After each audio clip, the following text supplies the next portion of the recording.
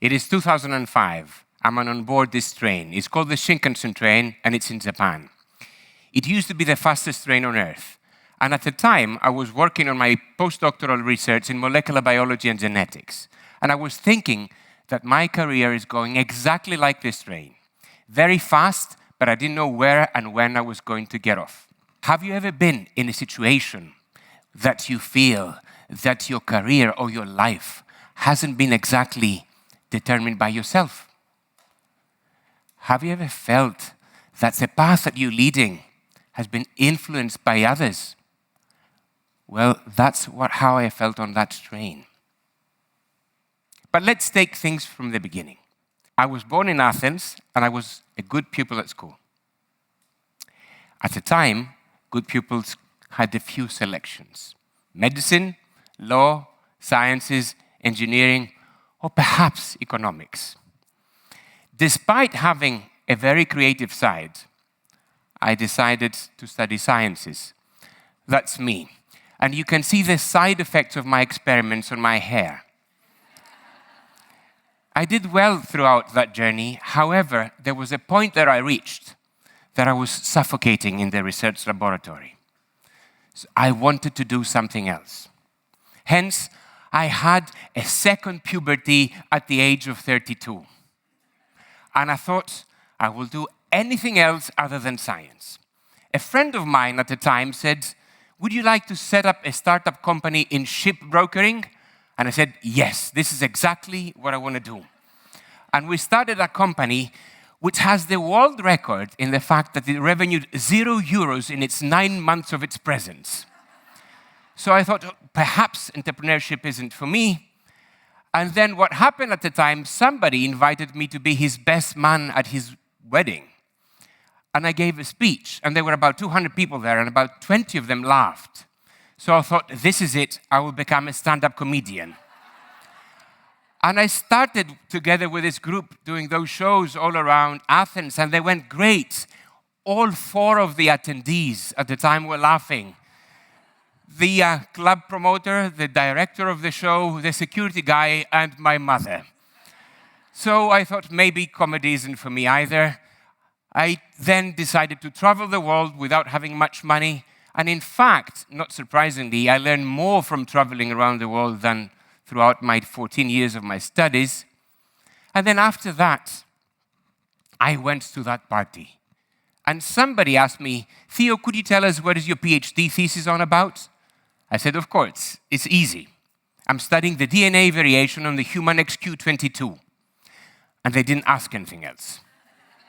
So I thought that perhaps I hadn't conveyed the message very clearly to them. I realized that there was a gap between science and society that could be bridged.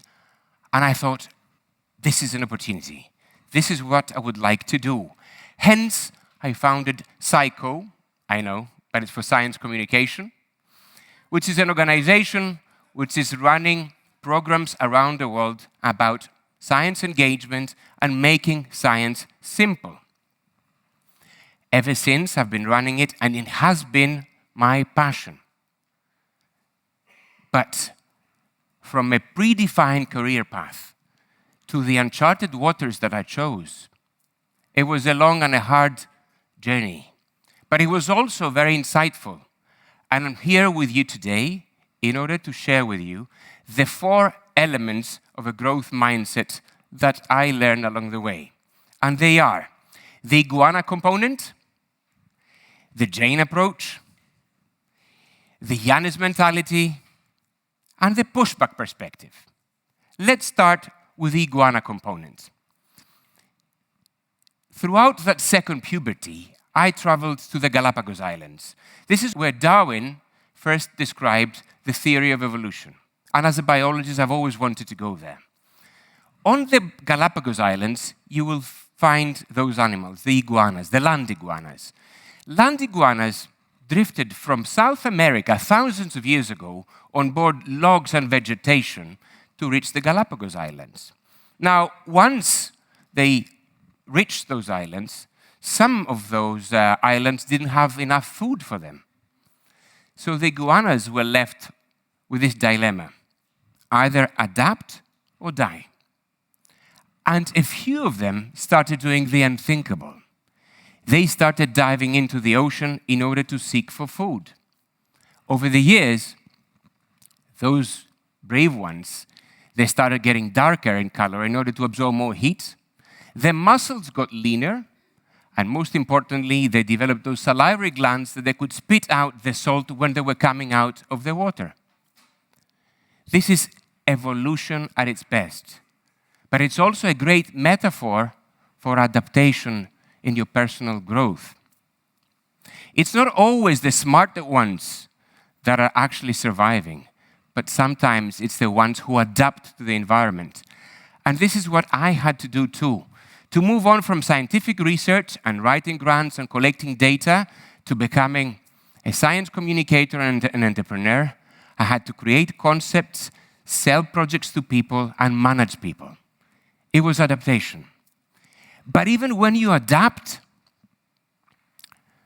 and you survive, then you need to empower others to come along with you. And this brings us to the second element of a growth mindset, which is the Jane approach. I'm sure everybody here has been inspired or influenced by somebody. For me, this person who was very inspirational was Jane Goodall, the primatologist.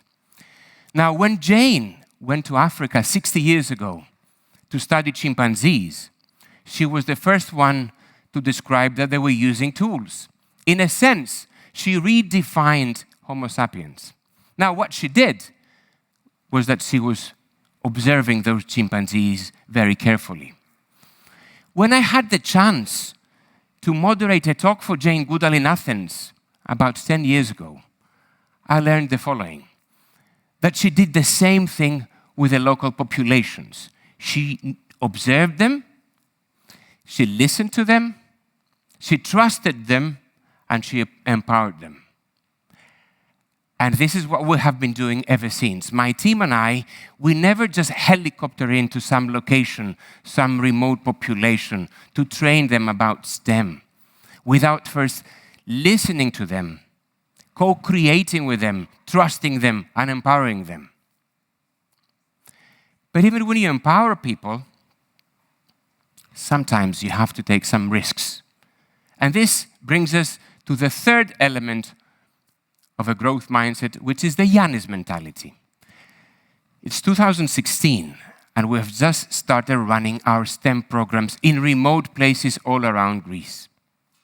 It's very critical for us because it's a pilot phase, and we want these projects to succeed. Our funders are waiting to see results.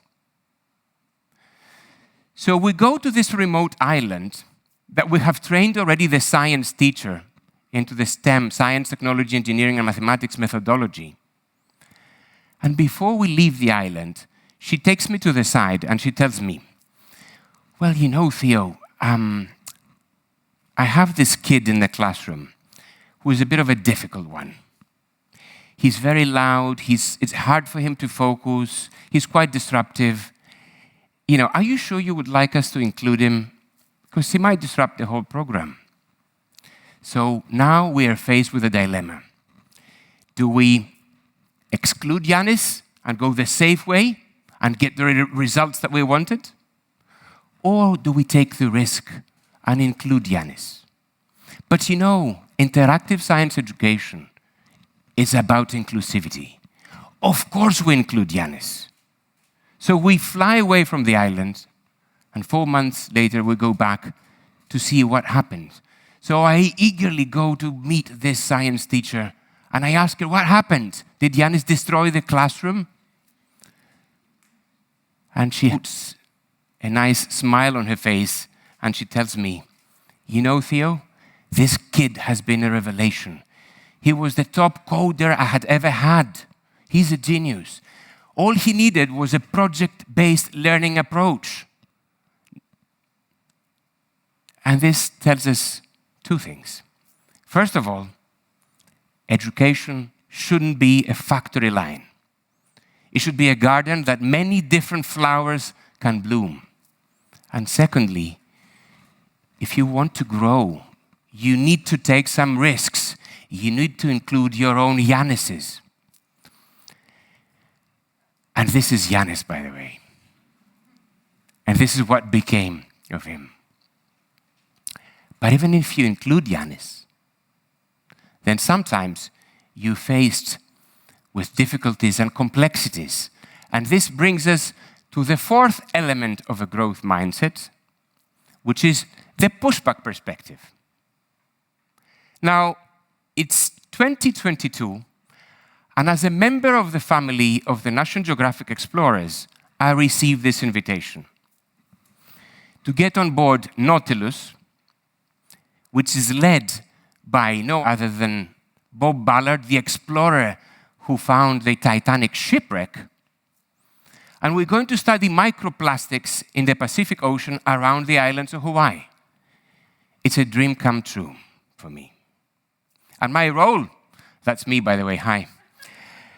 It's to be in the boat studio and run the ship-to-shore connections. In other words, the Zoom calls between the boat and schools all around the world, and inspire students about life on board Nautilus, tell them about the projects of microplastics, and also inspire them to become explorers. So, before getting there, before flying to Hawaii, I'm asking, how many Zoom calls shall I do? They tell me maybe 10.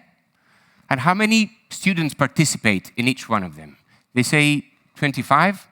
So I do the maths, 25 by 10, it's 250. Isn't this a little bit too little of a number? Can we not get more kids to benefit? And they tell me, you know what, Theo? We've been running this for 15 years. You can do whatever you like. And I said, okay, I'll do whatever I like. And I decided to send a letter to the Greek Ministry of Education. When we're talking about the Greek Ministry of Education, we're talking about a heavily bureaucratic system that you say hello to them today, and they say hello back in 3 months. So, to my surprise, I received an email by a consultant of the minister telling me that, Theo, we received your request and I would like to help you. I said, great, what shall I do? And she goes, well, send me the deck. And I send the deck. And a few days later, she comes back and she says, well, I want it in Greek. And I said, I'm flying in a few days, but anyway, I translated everything. There was no ChatGPT at the time. So I sent it to her. And I said, are we ready now? And she goes, no, because on slide 32, there is a source missing, and on slide 52, you need to move the graph into the center.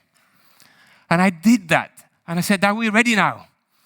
And she comes back to me and she says, no, because we need an official letter by National Geographic stating that this is an official expedition and you are an explorer. And this has to be stamped. And I managed to get that. And I said, are we ready now? And then the Greek Ministry of Education did what they do best. They disappeared. So I fly to Hawaii without knowing what was going to happen. And a few days later, I receive this email stating, on Tuesday, the 4th of October at 11 a.m., explorer Theo Anagnostopoulos is going to talk about microplastics, life on board the Nautilus, and about exploration. And you're welcome to attend. This email was signed by the General Secretary of the Greek Ministry of Education, and it was sent to every primary and secondary school in Greece. As a result, up to 1 million kids had the chance to attend.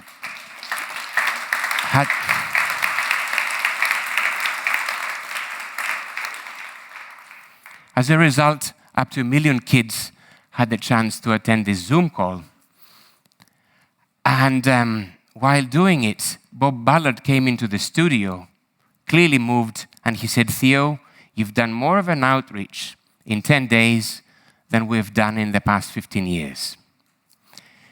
Sometimes, the difference between 250 kids and 1 million is one more email.